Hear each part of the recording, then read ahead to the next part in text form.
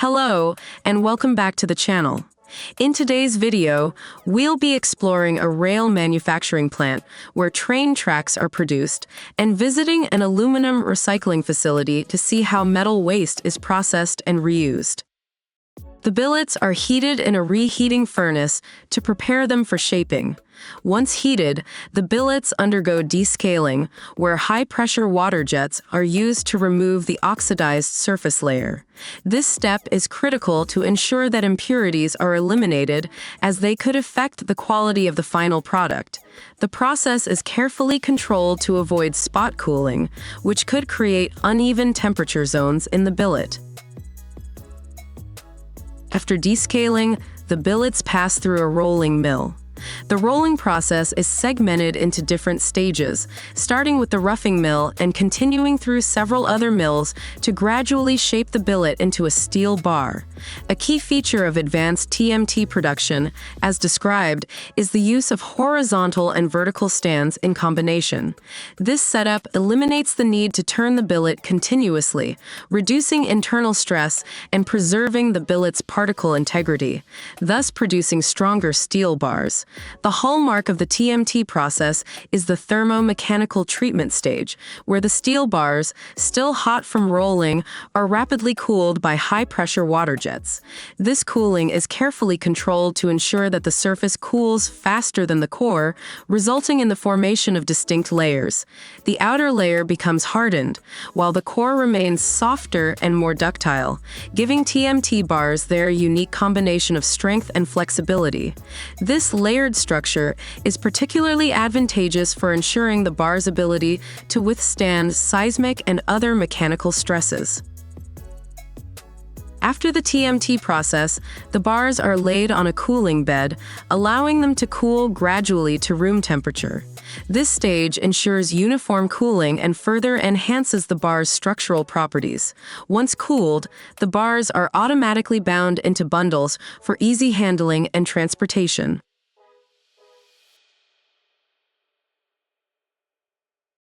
The final step involves rigorous testing of the steel bars. Advanced laboratories analyze the physical, mechanical, and chemical properties of the bars to ensure they meet both national and international standards. The manufacturing process begins with the preparation of steel blocks, commonly known as billets or blooms. These steel blocks are typically large and very heavy, often weighing as much as a small truck. These blocks are the raw material that will be transformed into railway tracks. Once the blocks are properly positioned, they are moved into a large furnace, where they are heated to an extreme temperature of around 1,200 degrees Celsius. The purpose of heating the steel blocks to this high temperature is to make the metal pliable enough to undergo subsequent shaping and rolling processes. Inside the furnace, the blocks become red hot and are heated uniformly to ensure they can be shaped efficiently in the following stages. When the steel blocks emerge from the furnace, they are glowing red, indicating that they are ready for further processing. However, before they can proceed to shaping, their surfaces need to be cleaned. During heating, black spots and impurities, such as oxidation, form on the surface of the steel. These impurities can weaken the steel and affect the overall quality of the rail if not removed. To address this, the red-hot steel blocks undergo a cleaning process where water jets blast away the impurities. This water jet cleaning process is typically performed near the furnace, ensuring that the steel blocks remain hot and malleable. After the cleaning, the steel block emerges cleaner and ready for the next stage in the manufacturing process. After cleaning, the steel blocks are transported to the rolling mill, where the most crucial transformation takes place.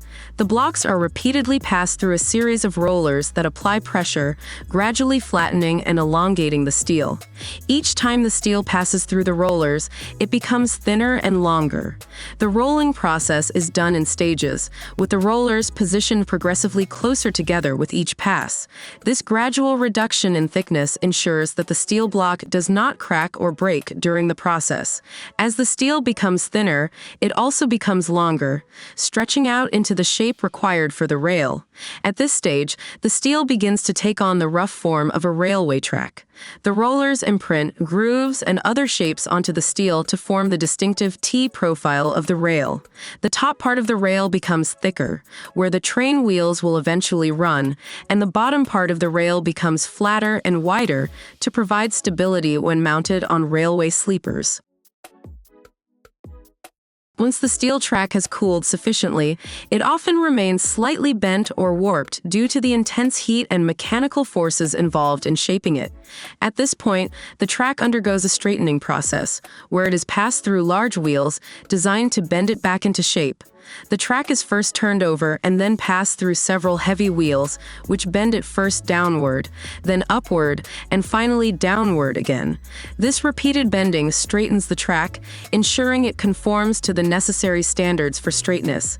The entire 120-meter-long rail must pass through this straightening process to ensure uniformity and precision. After vertical straightening, the rail may also be straightened horizontally to correct any remaining imperfections. This step ensures that the rail is fully aligned and ready for installation. As the final product, steel rails must meet very strict quality and dimensional standards. The top of the rail is designed to support the train wheels, while the bottom provides stability and allows the rail to be fastened securely to the sleepers. The final adjustments are made to ensure that the rail meets these specifications and is capable of supporting the heavy loads imposed by trains. The casting process begins with the selection of raw materials. Ductile iron is primarily made from recycled iron and steel, supplemented with a small amount of other materials like magnesium to enhance the metal's properties. Scrap iron, pig iron, and sometimes steel scrap are fed into a furnace, typically a cupola furnace or an electric induction furnace. Once the materials are loaded, they are melted at high temperatures, often exceeding 1,500 degrees Celsius, 2,732 degrees Fahrenheit. The molten iron needs to be kept at a consistent temperature and chemical composition to ensure the final product has uniform mechanical properties.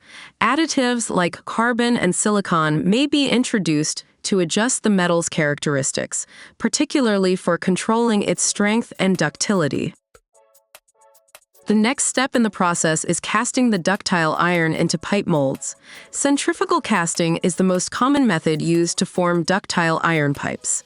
In this process, a cylindrical mold is rotated at high speeds while molten iron is poured into it. The centrifugal force causes the molten iron to spread evenly along the inner surface of the mold, ensuring a uniform pipe wall thickness. As the mold spins, the iron solidifies and forms a pipe. The high-speed rotation also helps eliminate impurities and air pockets from the pipe, contributing to its strength and structural integrity. Once the pipe is cast, it is allowed to cool and harden inside the mold. A defining characteristic of ductile iron is its nodular graphite structure, which differs from traditional cast iron. This structure is achieved by adding magnesium to the molten iron. Magnesium modifies the graphite flakes that typically form in cast iron into spherical nodules, a process that prevents the formation of cracks and enhances ductility. The magnesium is added either by plunging it into the molten iron or by introducing it via a special treatment ladle. The timing and method of adding magnesium are critical, as it reacts quickly and can lead to an explosive reaction if not handled properly. After casting, ductile iron pipes often undergo heat treatment to further enhance their mechanical properties. One of the most common processes is annealing, where the pipes are slowly heated to a specific temperature and then gradually cooled. This process relieves internal stresses, improves ductility, and enhances the overall toughness of the pipe. Once the pipes have been treated, they are removed from the molds and go through various finishing processes. The pipes may be trimmed, machined, and coated with an external layer of protective material, such as zinc, asphalt, or epoxy to prevent corrosion. Each pipe undergoes rigorous inspection for quality assurance, including pressure testing and dimensional checks to ensure it meets the required standards. Aluminum recycling is a crucial process in achieving a circular economy, where used materials are repurposed to produce the same products, minimizing waste and conserving resources. This concept of recycling aluminum into products like beverage cans, window frames, and even automobiles is becoming a reality, thanks to innovative engineering solutions. A prime example is hydro-aluminum recycling in Dagon, where environmental engineers are tackling the challenges of aluminum recycling to create a near-perfect circular system. Every year, approximately 36,000 tons of aluminum from old window frames are processed here, but that's just a fraction of the growing volume of aluminum waste. Aluminum is widely used in various industries, including construction, automotive, and electronics. Its lightweight nature and strength make it a preferred material for everything from window frames to car bodies. However, the production of aluminum from its raw material, bauxite, is highly energy-intensive and environmentally damaging. Primary aluminum production involves mining, refining, and smelting, processes that generate significant greenhouse gas emissions. Recycling aluminum, on the other hand, requires only about 5% of the energy needed to produce new aluminum, making it a more sustainable option. The process developed at hydro-aluminum recycling in Dagon aims to minimize the need for primary aluminum by efficiently separating aluminum alloys. This begins with collecting scrap aluminum, including window frames, cars, and electronic components. The scrap aluminum is fed into shears and shredders that break it down into smaller pieces. A combination of magnetic separators and eddy current separators is then used to remove screws, hinges, rubber, wood, and plastic, leaving behind mostly aluminum. At this stage, the material still contains a mix of alloys, some of which are unsuitable for specific uses like window frames. The presence of alloys with high levels of heavy metals, such as copper or zinc, makes them incompatible with certain aluminum products. This is where Hydro's innovation comes into play. The aluminum scrap is passed through an advanced X-ray machine that can detect and separate different alloys based on their composition. The machine uses powerful X-ray sources to examine the scrap as it moves along a conveyor belt. Heavier metals like copper absorb more X-rays, allowing the system to identify and remove these unsuitable alloys using pressurized air jets. This highly efficient sorting system can process up to 1,000 pieces of scrap per second. The advanced technology used in hydro-aluminum recycling's plant is supported by Germany's Environmental Innovation Program, which provides funding to companies developing environmentally friendly technologies. The government aims to promote innovation that protects the environment while supporting small to mid-sized companies, ensuring that technological advancements can be widely adopted across industries. With this system in place, hydro-aluminum recycling can produce 30,000 tons of high-quality aluminum alloy, 6,060 each year, which is primarily used for window frames. This alloy has been a standard in the window-making industry for decades due to its durability and strength. The ability to recycle aluminum into the same alloy without adding primary aluminum is a significant achievement, not only for the company but also for the environment.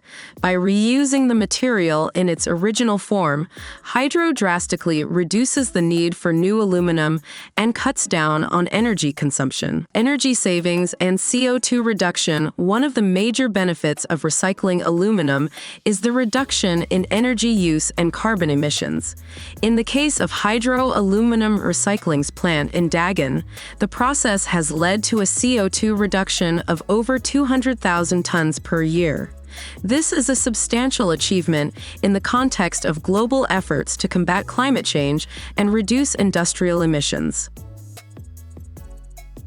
Once the recycled aluminum has been sorted and cleaned, it is melted down to produce billets, which are then used in pressing plants to create aluminum profiles. These profiles are used in various industries, including construction and automotive manufacturing. For example, window frames produced from recycled aluminum are just as strong and durable as those made from primary aluminum, but with a fraction of the environmental impact. The circular nature of aluminum recycling means that the same material can be reused indefinitely without losing its quality. Once a window frame or car reaches the end of its life, it can be sent back to the recycling plant to be processed again. This is the ultimate goal of a circular economy: to create a closed loop where materials are continuously recycled and reused, eliminating waste and reducing the need for new raw materials. The ring rolling line type RIWA 8500 with axial profiling technologies represents an advanced solution in the field of metal forming and forging, particularly in the production of seamless rings. This specific type of ring rolling line is engineered for high-performance manufacturing, accommodating rings with a maximum diameter of 8,000 millimeters, 8 meters, and a height of up to 500 millimeters.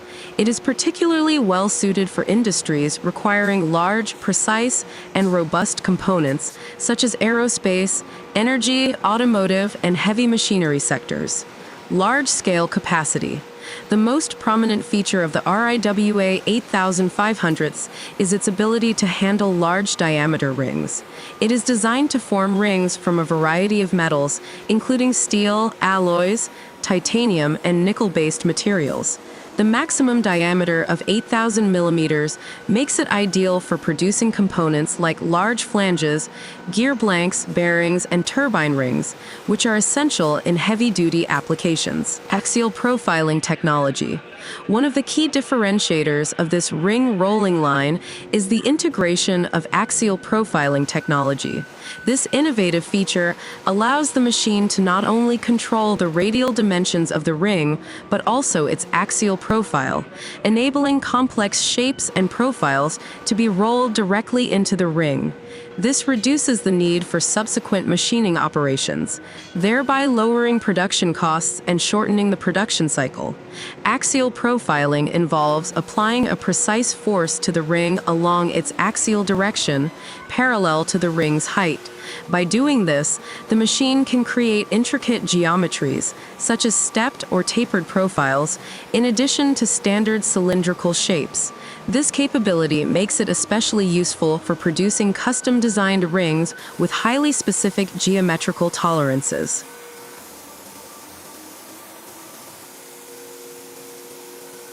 Precision and control. The RIWA 8500 is equipped with state-of-the-art control systems, which ensure high precision and repeatability in the ring rolling process.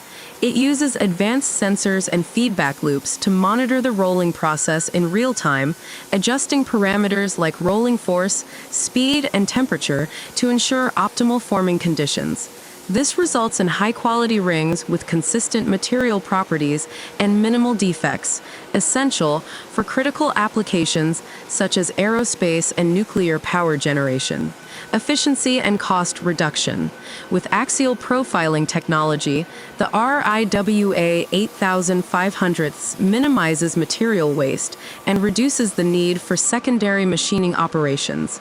Conventional methods often require multiple processes to achieve complex ring shapes, but this ring rolling line enables near-net shape production, significantly cutting down on time and costs. Additionally, the high automation level of the machine reduces labor costs and enhances operational efficiency. Versatility and flexibility. The machine is highly versatile, capable of handling a wide range of materials and producing rings with varying geometries. This flexibility allows manufacturers to meet the demands of different industries and applications. The ability to quickly change between different ring sizes and profiles makes it ideal for both large production runs and smaller custom orders. The RIWA 8500 with axial profiling technology is primarily used in sectors requiring large, precision-engineered rings. This includes aerospace, production of large turbine rings, and components for jet engines. Energy, components for nuclear reactors, wind turbines, and large-scale flanges used in oil and gas. Automotive, manufacturing of large bearings and gear blanks for heavy vehicles and machinery.